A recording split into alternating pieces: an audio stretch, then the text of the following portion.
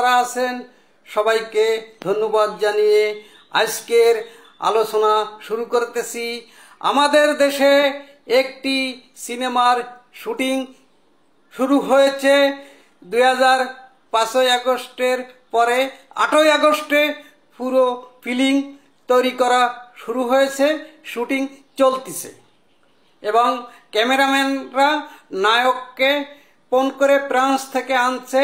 নায়ক হচ্ছে আপনার বয়সে একটু বুড়ো হলেও পোশাক আশাকে নায়কের অভিনয় তাকে মানিয়ে নেওয়া হচ্ছে প্রফেসর ইউনূস।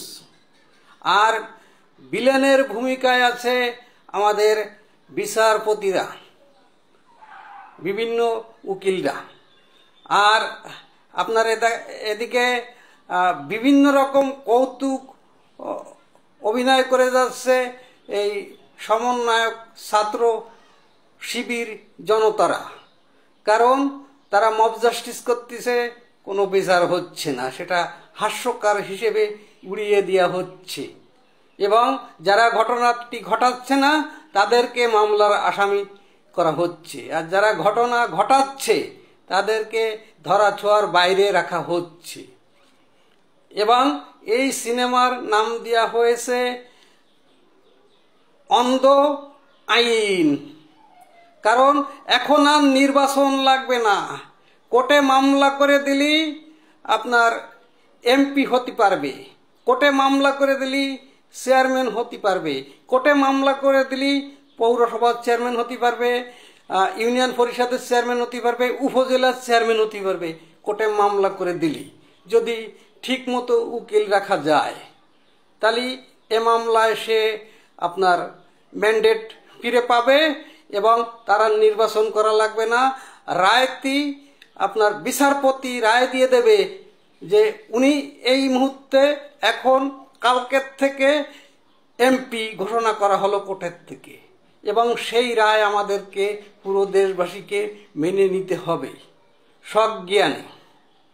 যেরাম ঢাকা সিটিতে মেয়র কোর্টের রায়টি পেয়ে গিয়েছে, মেয়র পদ কোর্টে রায় দিয়ে দিয়েছে যে উনি কালকের থেকে মেয়র হয়ে গিয়েছে ঢাকার দক্ষিণ সিটি, এবং চট্টগ্রামেও তাই মেয়র হয়ে গিয়েছে বিনা ভোটে।